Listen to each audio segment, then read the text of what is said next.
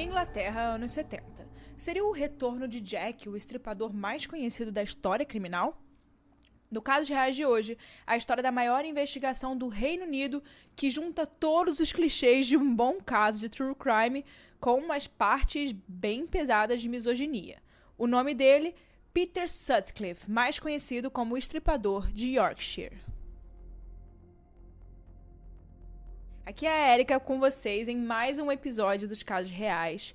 E a história que eu vou contar hoje já rendeu tanto pano pra manga que no ano passado a Netflix lançou uma série com 4 episódios contando em detalhes a trajetória desse caso criminal, que foi um dos casos mais falados e, sem dúvida nenhuma, o mais importante da história do Reino Unido.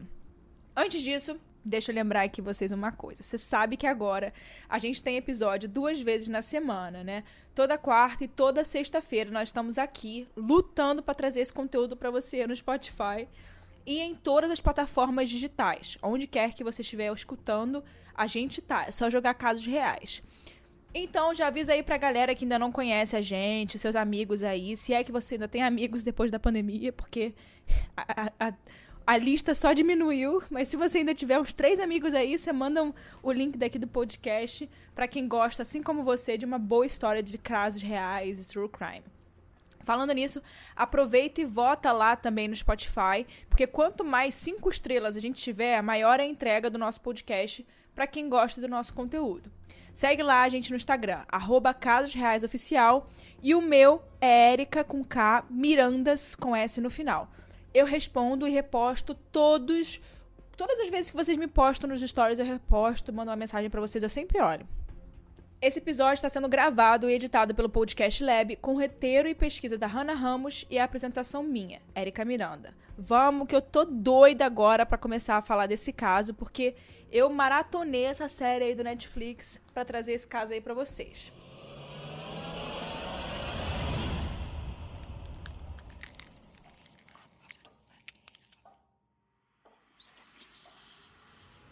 Peter William Sutcliffe nasceu em Bingley, em Yorkshire, em 2 de junho de 1946. A família dele era completamente católica e muito religiosa, ainda mais nos anos 40, né?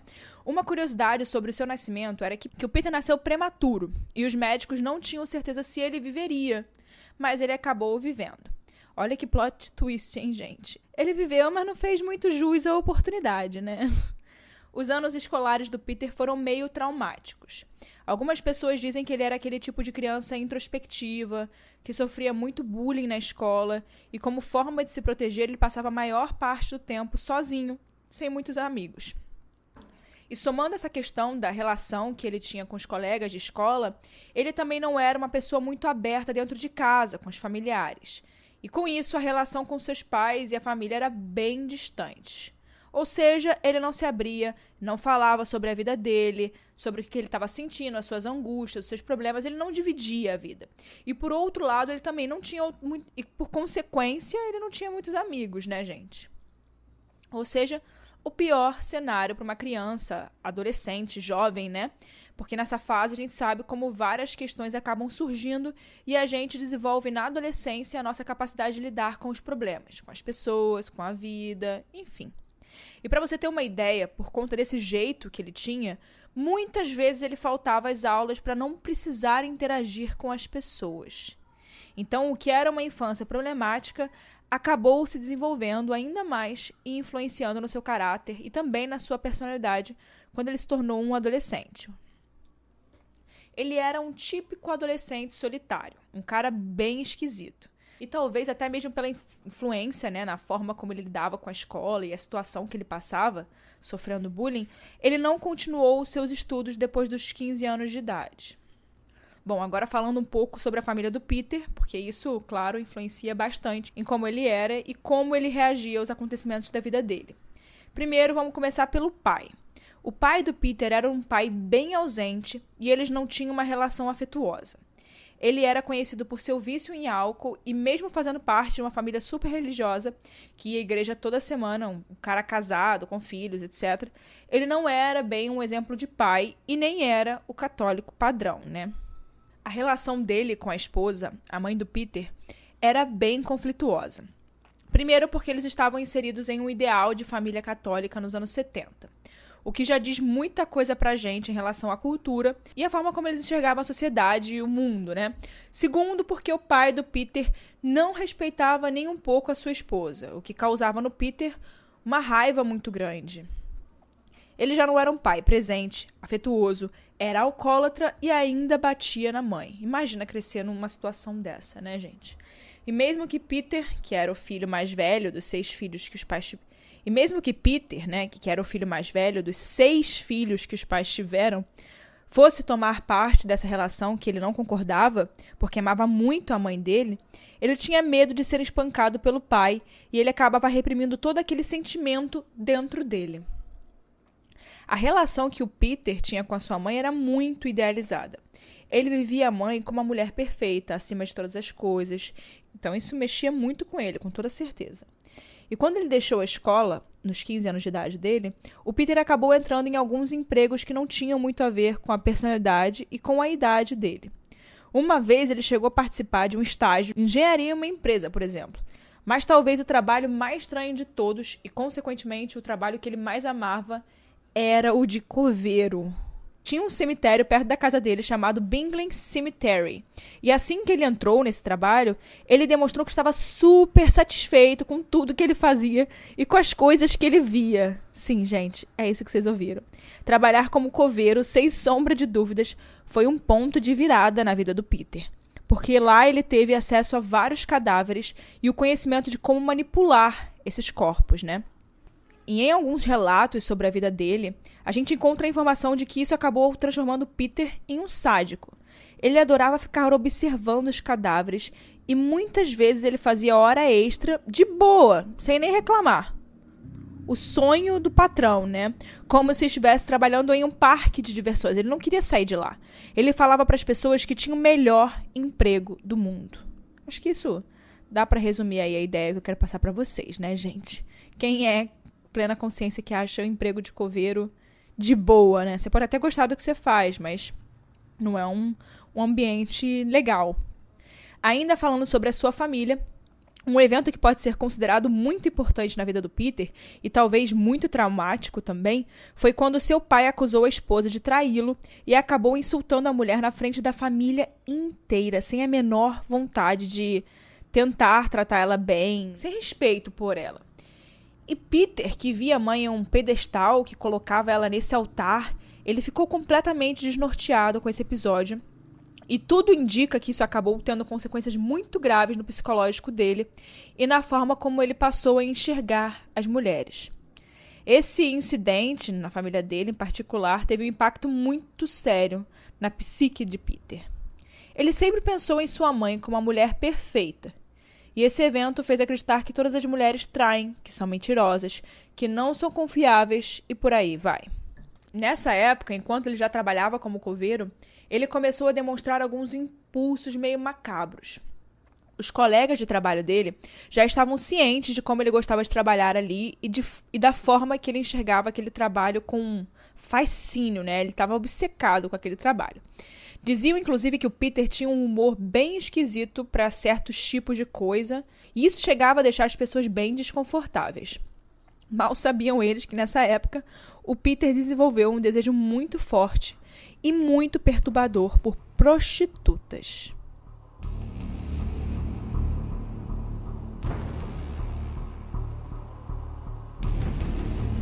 Bom, a gente está falando mais ou menos de pouco depois dos anos 70. E nessa época, o Peter tinha uma namorada chamada Sonia Tsurma. A Sonia nasceu em 51 e a sua família era de Tchecoslováquia. E ela conheceu o Peter em uma noite, quando ela tinha ido a um pub da região onde ele morava. Naquele dia, o seu pai tinha proibido que ela fosse a essa festa no pub, mas ela não quis ouvir o pai dela. Nessa época, ela tinha 16 anos e não fazia ideia de que o cara que ela tinha acabado de conhecer estava estuprando e matando mulheres pela cidade nos seus tempos livres, né, no tempo off dele. A repórter Barbara Jones entrevistou Sonia em meados dos anos 80 e disse que ela era a pessoa mais irritante, estranha e fria que ela já tinha conhecido. Fecha aspas. E que ela era, abre aspas, incrivelmente espinhosa e exigente. Fecha aspas. Bom, o fato é que Peter e Sonia se casaram em 1974. Eles quiseram ter filhos, mas as tentativas foram bem difíceis porque Sonia não conseguia desenvolver a gravidez. E isso já tinha acontecido mais de uma vez, então é meio frustrante, né? Quem passou por essa situação deve imaginar. Até que os médicos finalmente declararam que ela era fisicamente incapaz de engravidar. E isso acabou contribuindo muito para piorar ainda mais a saúde mental de Peter, que já não era muita coisa boa, né? Um fato sobre o Peter era que ele contratava prostitutas desde que era adolescente. Ele gastou muito dinheiro com isso e às vezes ele enfrentava problemas financeiros por conta desse hábito, que na verdade era mais do que isso, né? Era um vício. Quando afeta a parte financeira é um vício, né? E um outro fato é que ele nunca parou de visitar prostitutas, mesmo depois do casamento. Num desses encontros, ele foi enganado por uma prostituta. E a história foi a seguinte, ela meio que zombou dele num pub que ele costumava ir sempre, e isso deixou ele com muita raiva e com ódio em relação às mulheres no geral, não foi só sobre essa pessoa, não. Alguns relatos levam a crer que esse foi o verdadeiro começo dos seus instintos criminosos, né, voltados para a parte feminina, né? Ele só procurava mulheres. Em outubro de 1975, a polícia recebeu uma ligação falando que tinha o corpo de uma mulher no Parque Prince Philip, que ficava em Leeds. É uma região de Yorkshire. Lá na Inglaterra eles chamam de condados, que são tipo como se fossem bairros pra gente. Então era dentro da cidade deles, só que era um pouco mais longe. E pelo estado que o corpo foi encontrado, dava para perceber que ela foi atingida de forma muito violenta na cabeça. A polícia, por razões de investigação, né, do caso, decidiu não levar a público a informação de como a vítima foi encontrada. Eles acharam essa a melhor solução, porque poderia atrapalhar no curso das investigações. Mas, algum tempo depois, né, foi descoberta a identidade dessa mulher, que tinha 28 anos na época. O nome dela era Vilma McCann, uma mulher divorciada que tinha 4 filhos. A Vilma tinha saído para beber na noite anterior, quando o crime aconteceu. Ela estava a 150 metros da casa dela e os filhos estavam dentro de casa sem saber de absolutamente nada. Ela foi atacada na cabeça 2 vezes com um martelo e esfaqueada várias vezes no pescoço, abdômen e tórax. E uma coisa bem interessante, né, sobre esse assunto veio do médico legista responsável que fez a autópsia no corpo da Vilma.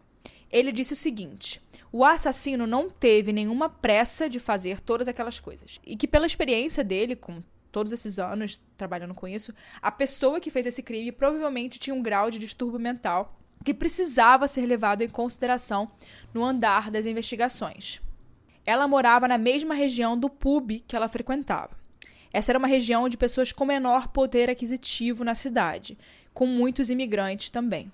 Uma outra coisa que acabou juntando com todas essas especulações sobre o crime era que a Vilma, ela morava num bairro próximo de onde havia uma região de prostituição, o que trazia ainda mais motivos para a polícia suspeitar de que esse crime estivesse de alguma forma ligado à prostituição, né? Uma coisa encaixava na outra.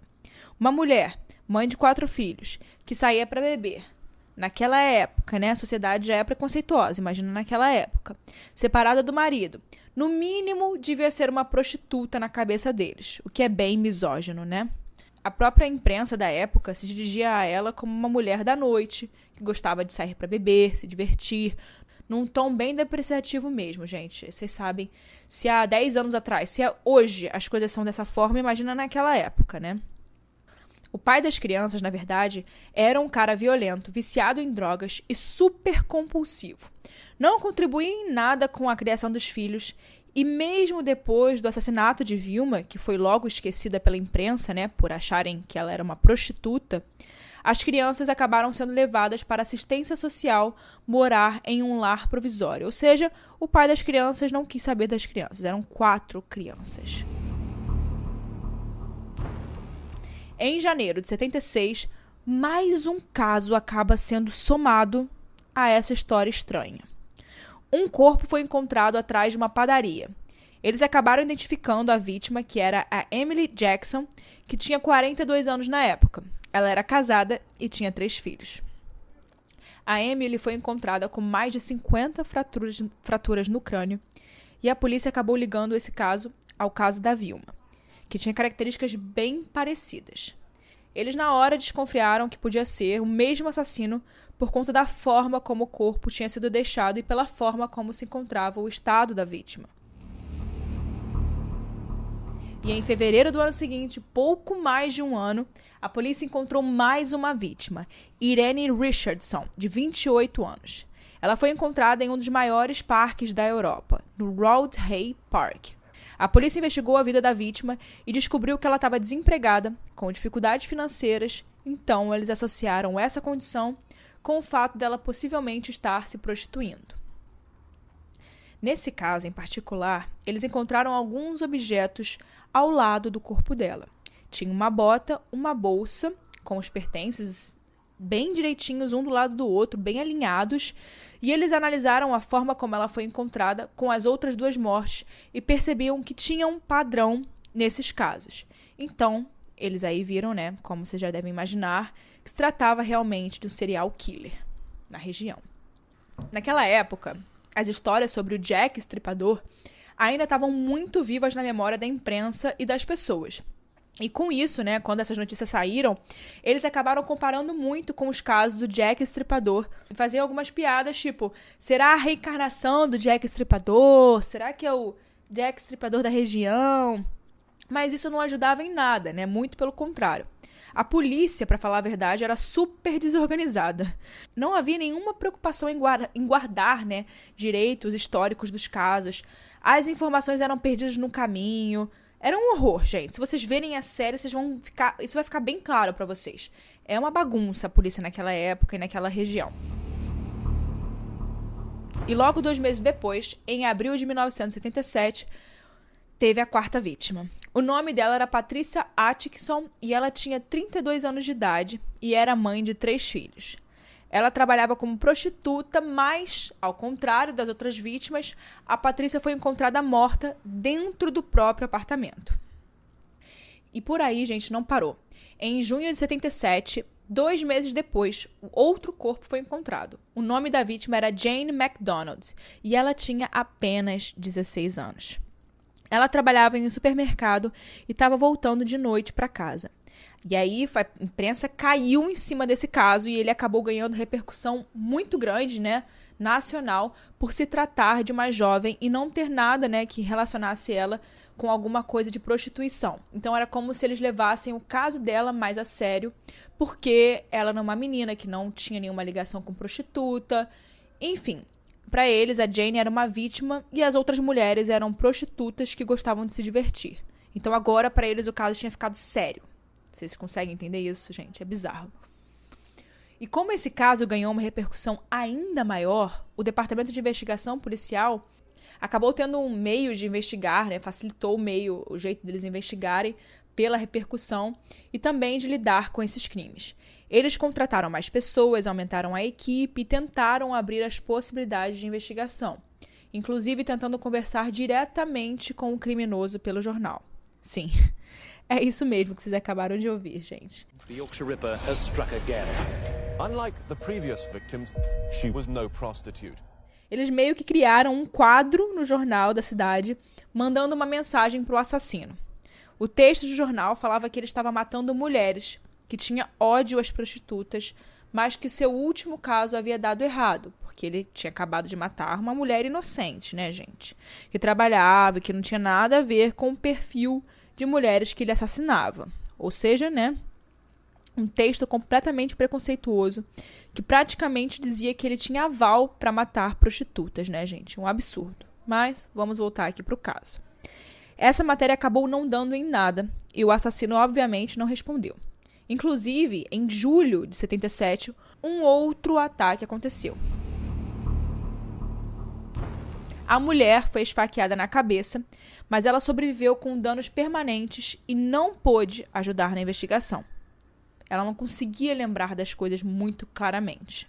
Enquanto isso, as informações iam chegando e tinha uma força-tarefa da polícia tentando investigar o desenrolar de todos esses casos. Até que em outubro de 77, na cidade de Manchester, um pouco mais distante de Leeds, a nova vítima foi encontrada. O nome dela era Jean Jordan e ela tinha apenas 21 anos. E quando isso aconteceu, ela já estava desaparecida há pelo menos 10 dias, o que era bem assustador, né? Ela também foi esfaqueada e a sua cabeça estava completamente amassada, gente. A Jean era prostituta e o lugar onde ela foi encontrada era conhecido justamente por ser uma localização onde a prostituição era facilmente, né, encontrada. Meses depois, a segunda sobrevivente, Marilyn Moore. Ao contrário da primeira, né, que tinha sobrevivido, ela conseguiu contar para a polícia que tentou se proteger enquanto ele batia nela e que puxou a calça do criminoso. Por conta da Marilyn, a polícia conseguiu, nessa época, fazer o primeiro retrato falado do caso, o que mudaria, né, o rumo das investigações. Outras vítimas apareceram nos meses seguintes. Ellen Hitka, de 18 anos, encontrada na cidade de Huddersfield, morta em janeiro de 78. A Vera Milliard, de 41 anos, encontrada na cidade de Manchester, morta em maio de 78. E Josephine Whittaker, de 19 anos, encontrada na cidade de Halifax, morta em maio de 79. É muita gente. Nessa época, havia uma comoção geral sobre esses crimes, e a polícia achou adequado que as mulheres não saíssem nas ruas sozinhas, o que contribuiu muito para que os maridos aproveitassem dessa situação para controlar as esposas. Gente, é muito interessante assistir essa parte no documentário, na série do Netflix. Por quê? Porque realmente virou um terror para as mulheres naquela época. A gente tinha, as mulheres no geral, né, eu não vivia aquela época, mas tinha perdido a liberdade de sair, de ir e vir. Não tinha mais essa liberdade. Você imagina o medo que não estava caindo na população, medo de sair e ser morta. Nesse meio tempo, chegou até a polícia uma gravação de áudio. Ela estava sendo dirigida para o principal responsável pela investigação do caso e o autor da gravação se dizia o criminoso. Ele provocou a polícia, se chamando de Jack, o estripador, e dizia algumas coisas que não levavam a lugar nenhum. Mas para a polícia, mesmo o conteúdo do áudio não tendo tanto valor assim na investigação, eles acreditavam que tinham uma voz além do rosto como prova. Meses depois, em setembro de 79, mais uma vítima foi encontrada. Barbara Leach, de apenas 20 anos, foi morta em Bradford. Depois desse caso, a polícia tomou uma medida bem inusitada para a época. Ela foi para as ruas, dentro de uma cabine, pedir ajuda para as pessoas. Isso mesmo, gente, na rua. Foi estimado que eles chegaram a investir 1 milhão de libras, pedindo para as pessoas olharem o retrato falado e ouvirem a voz para ver se alguém conseguia reconhecer o criminoso. E olha que isso não se estendia apenas a essas cabines na rua, não. Inclusive, nas baladas, eles colocavam o áudio do criminoso para ver se alguém reconhecia. Isso, na balada. Imagina você numa balada e do nada eles começam a tocar o áudio de um criminoso que está assustando a população, e as mulheres não estão mais saindo de casa por causa disso, né? Bom, a ideia era fazer com que todo mundo ouvisse aquela gravação e se acostumar com ela para que encontrassem o criminoso, né? Para que ajudassem pelo menos. Vou dar um spoiler aqui bem rápido. Se você não quiser ouvir, pula. A campanha não trouxe nenhum retorno. Mais nomes e mais vítimas. Marguerite Walls, de 47 anos, na cidade de Leeds, morta em agosto de 1980. Jacqueline Hill, de 20 anos, na cidade de Leeds, morta em novembro de 1980. E com isso, né, gente, a polícia resolve colocar um toque de recolher para as mulheres. Mulheres não podiam mais sair às ruas a partir de determinados horários.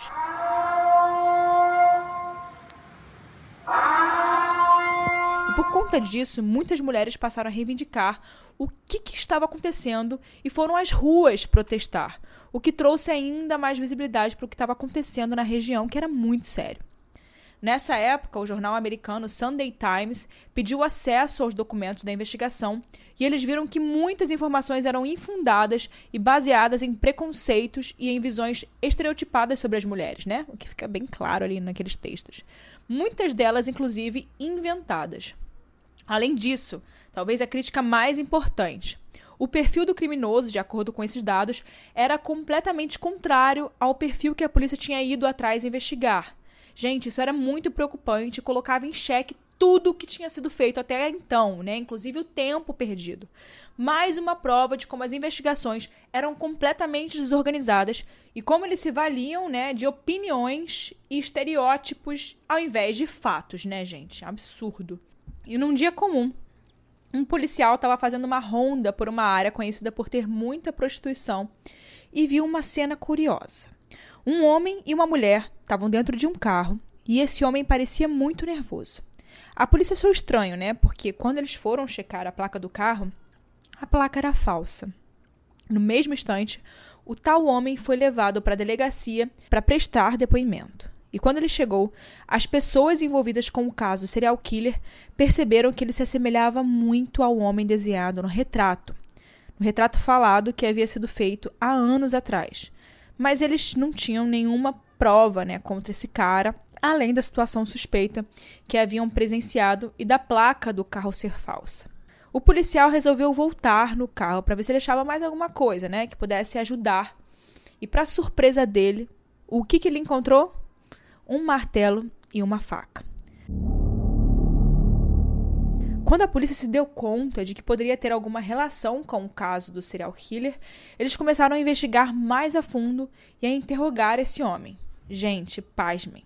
Ele simplesmente foi contando absolutamente tudo. Crime por crime, detalhe por detalhe, motivo por motivo.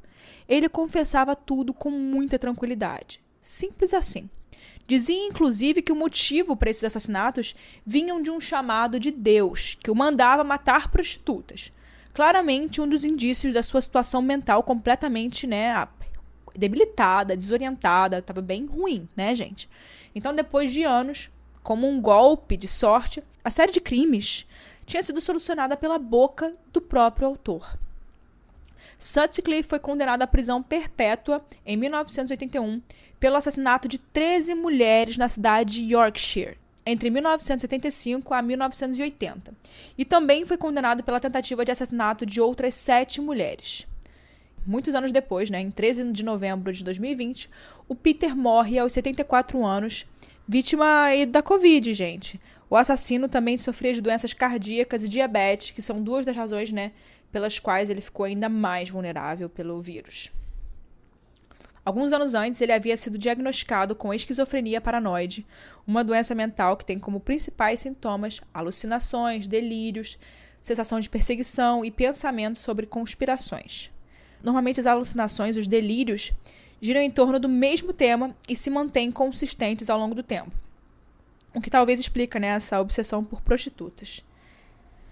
Ufa, gente, que história, hein? Não é à toa que virou uma série na Netflix e tá super comentada, né? Ficou aí no top, sei lá, 10, eu acho, durante muito tempo. Muitas vítimas e muitas informações perdidas e muita desorganização.